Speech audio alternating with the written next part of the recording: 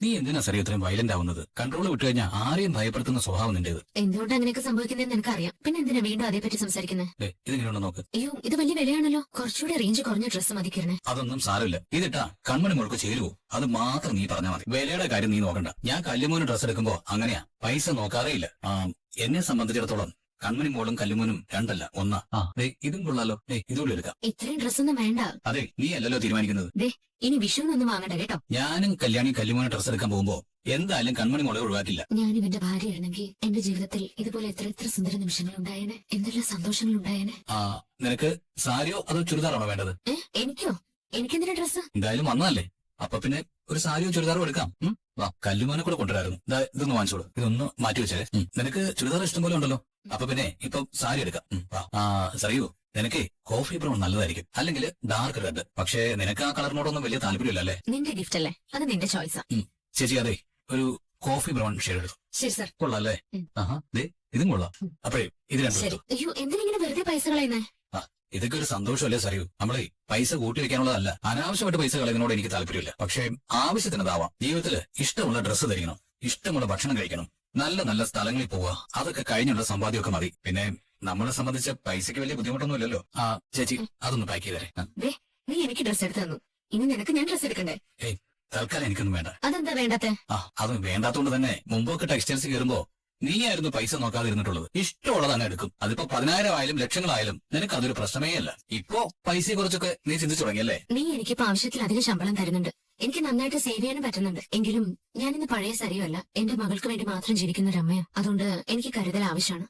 എല്ലാം ശരിയാവൂടി. സറിയോ കൺസ്ട്രക്ഷൻസ് നാൾക്ക് നാൾ ഉയർച്ചയിലേക്കാണ് പോയിക്കൊണ്ടിരിക്കുന്നത്. ലാഭത്തിന്റെ ഒരു വിഹിതം ഞങ്ങൾ മാറ്റിവെക്കുന്നുണ്ട് കൺമണി മോൾക്ക് വേണ്ടി. മോളുടെ ആവശ്യങ്ങൾക്ക് അതെന്തെങ്കിലും ഉപകാരപ്പെടും. മോളുടെ പഠിത്തം, വിവാഹം, ഇതിനൊന്നും നിനക്ക് ഒരു ബുദ്ധിമുട്ടും ഉണ്ടാവില്ല. പിന്നെ ബുദ്ധിമുട്ട് എന്താണെന്നറിയോ? ദേഷ്യം വരുമ്പോഴുള്ള നിന്റെ ഈ വയലൻസ്. ഞാനിപ്പോ പഴയ പോലെ ഒന്നിനും ദേഷ്യപ്പെടാറുണ്ടല്ലോ കിരൺ. പഴയ ആളല്ലല്ലോ ഞാൻ. പക്ഷേ നിങ്ങളൊക്കെ പെൺകുട്ടികളുടെ ജീവിതം തമാശയായിട്ട് കാണുന്ന ഒരുത്തിനെ സ്നേഹിക്കുന്നതും അവനെ കുറിച്ച് നല്ലത് പറയുന്നതും എനിക്ക് സഹിക്കാൻ പറ്റില്ല. നിന്നെ മനഃപൂർവ്വം വിഷമിപ്പിക്കാനായിട്ട് ഞാൻ അങ്ങനെ ചെയ്യത്തില്ലോ സറിയോ. പോട്ടെ, ഇനി അതിനെ കുറിച്ചൊന്നും നമ്മൾ ചിന്തിക്കണ്ട. നിനക്ക് ഐസ്ക്രീം വലിയ ഇഷ്ടമാണല്ലോ. നമുക്ക് ഓരോ ഐസ്ക്രീം കഴിച്ചാലോ? ഇപ്പൊ പഴയ പോലെ ഒന്നും ഇഷ്ടമല്ല. പിന്നെ ഇപ്പൊ തണുപ്പും വല്ലാത്തൊരു കാറ്റ് വെക്കാം, അതുകൊണ്ട് ഐസ്ക്രീം കഴിച്ച തൊണ്ടവേദന ഉണ്ടാവാറുണ്ട്. എന്നാ പിന്നെ ഏതെങ്കിലും നല്ലൊരു റെസ്റ്റോറന്റിൽ കയറി ഒരു ചായയും ലൈറ്റ് ആയിട്ട് എന്തെങ്കിലും കഴിക്കും കൂടെ ചെയ്യാം.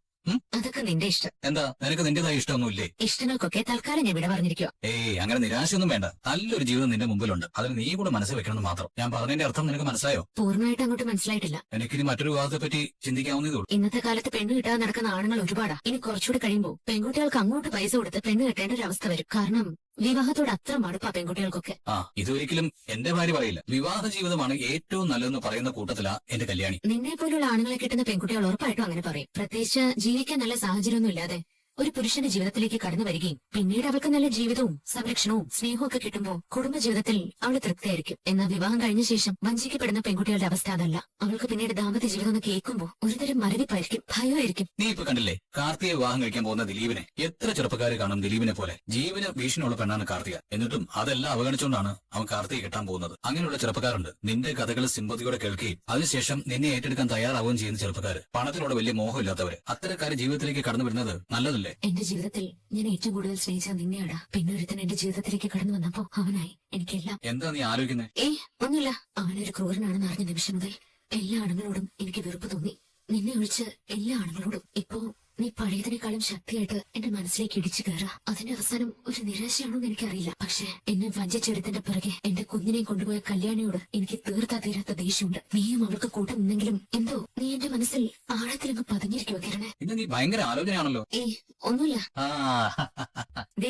എന്തൊക്കെയാ മോൾക്ക് വാങ്ങിച്ചിരിക്കുന്നത് നോക്കി. കുഞ്ഞുടുപ്പുകളൊക്കെ ഉണ്ട്. നീ നോക്ക്. ഇനി ഞാൻ മോളെ എടുക്കട്ടെ. കൺമണി മോളെ നിനക്ക് ഒത്തിരി ഇഷ്ടമാണോ?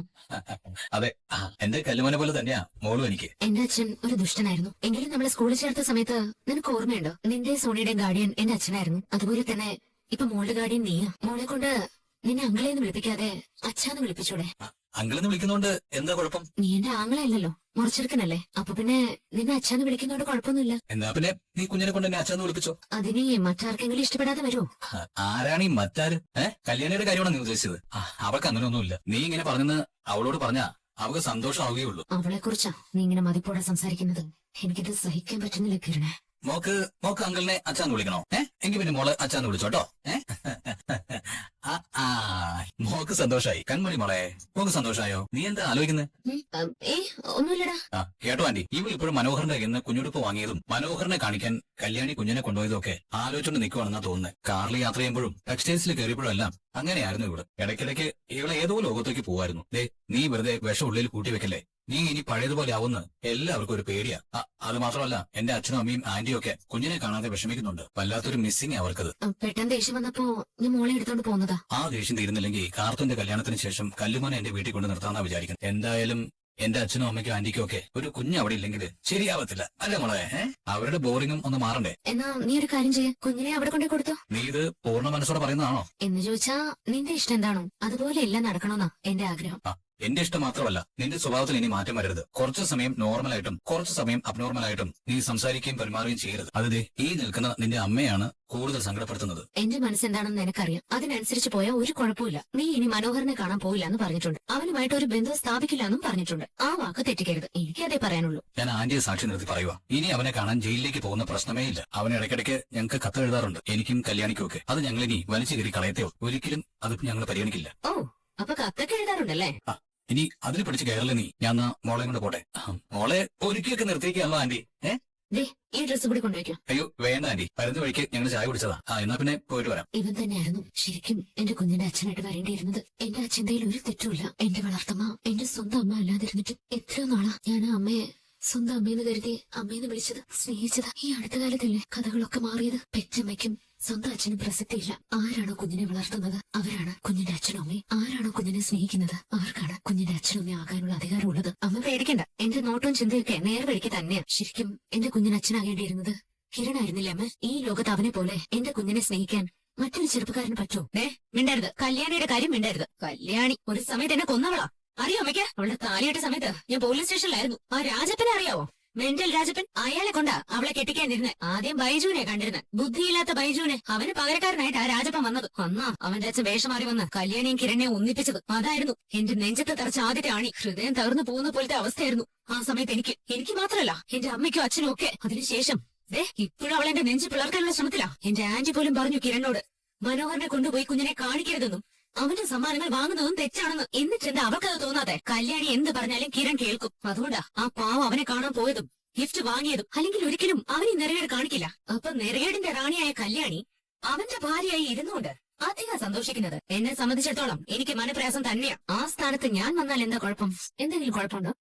എന്താന്നും മിണ്ടാത്തെ? അമ്മ എന്താന്നും പറയാത്തെ? ഇപ്പോഴൊന്നും പറയണ്ട. പക്ഷെ എന്റെ മനസ്സെന്താണെന്ന് ആരോടെങ്കിലും പറഞ്ഞ അവിടെ തീരും അമ്മയും മോളും തമ്മിലുള്ള ബന്ധം. ആ പൊക്കിൽ കൂടി ബന്ധം ഒരിക്കൽ അറുത്ത് മാറ്റിയെങ്കിൽ ഞാൻ ആ ബന്ധം പൂർണ്ണമായിട്ടങ്ങ് മാറ്റും. അമ്മയ്ക്ക് എന്നെ വേണമെങ്കിൽ, എന്റെ കുഞ്ഞിനെ വേണമെങ്കിൽ എന്റെ കൂടെ നിൽക്കണം. ഞങ്ങളെ ഒന്നിപ്പിക്കാൻ പരിശ്രമിക്കണമെന്ന് ഞാൻ പറയുന്നില്ല. പക്ഷെ ഞാൻ അവനുമായിട്ട് എടുക്കാൻ ഓരോരോ കാരണങ്ങൾ ഉണ്ടാക്കുമ്പോൾ എന്റെ മനസ്സിൽ എന്താണെന്ന് മറ്റുള്ളവരോട് പറയരുതെന്നാ ഞാൻ പറഞ്ഞത്. അത് മനസ്സിലായോ? എന്നെ പോലെ തന്നെയാണ് അമ്മയ്ക്ക് കല്യാണിന്ന് എനിക്കറിയാം. അത് വേണ്ട, മകളെ മാത്രം മകളെ കണ്ടാൽ ആ സ്ഥാനത്ത് മറ്റാരും വേണ്ട. സ്വന്തം മക്കളുടെ കാര്യത്തിൽ എല്ലാവരും സ്വാർത്ഥരാ. എന്റെ കുഞ്ഞിന്റെ സ്ഥാനത്ത് ഞാനും അങ്ങനെയാണ്. അതുകൊണ്ടാ എന്റെ കുഞ്ഞിനെ കാണാൻ പാടില്ലാത്ത ഒരുത്തിനെ കൊണ്ടുപോയി കാണിച്ചപ്പോ ഞാൻ ഇത്രയും വയലന്റ് ആയത്. അങ്ങനെ സ്വാർത്ഥയാവണം അമ്മ എന്റെ കാര്യത്തിൽ. അങ്ങനെയാവുമ്പോ അമ്മയ്ക്ക് തന്നെ തോന്നും കിരണിനൊപ്പം ഞാനായിരിക്കും സഞ്ചരിക്കേണ്ടിയിരുന്നതെന്ന്. ഞാൻ ഇങ്ങനെയൊക്കെ സംസാരിക്കുമ്പോ എന്റെ മാനസിക നില തെറ്റി നമുക്ക് തോന്നുന്നുണ്ട്. ഒരിക്കലുമല്ല, വ്യക്തമായ തീരുമാനത്തോടെയാ ഞാൻ ഓരോന്നും പറയുന്നത്. അവൻ കുഞ്ഞിന് മാത്രമല്ല എനിക്കും വാങ്ങിത്തന്നു അവൻ സാരി. അമ്മയ്ക്കുണ്ട് സാരി. അവൻ എന്റെ കളർ മനസ്സിലാക്കി തന്നെ വാങ്ങിച്ച് അവൻ വാങ്ങിത്തന്ന സാരി എനിക്ക് നിധി പോലെയാ. കാർത്തികയുടെ കല്യാണത്തിന് ഞാൻ അത് കൊടുത്തോണ്ടായിരിക്കും പോകുന്നത്. അല്ല,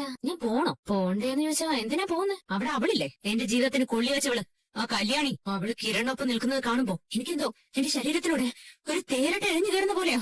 അതെനിക്ക് സഹിക്കാൻ പറ്റില്ല. പെട്ടെന്ന് അങ്ങനെ ഒരു മാറ്റം വന്നേ, അതെന്താണെന്ന് അറിയില്ല. ചിലപ്പോ എനിക്ക് ഓർമ്മയായ കാലം മുതൽ മോഹിച്ചവനെ ഞാൻ തന്നെ നേടണമെന്ന് ദൈവത്തിന്റെ തീരുമാനം കൊണ്ടായിരിക്കും. എന്തായാലും അതിനി തിരുത്താൻ എന്നെ കൊണ്ട് പറ്റില്ല. അത്രത്തോളം കിരൺ എന്റെ മനസ്സിലേക്ക് ആളി പടർന്നുകൊണ്ടിരിക്കുവോ. കണ്ടില്ലേ കുഞ്ഞിനെ ലാളിച്ച്? അങ്ങനെ ഒരു അച്ഛനല്ലേ എന്റെ മൂക്കം വേണ്ടത്?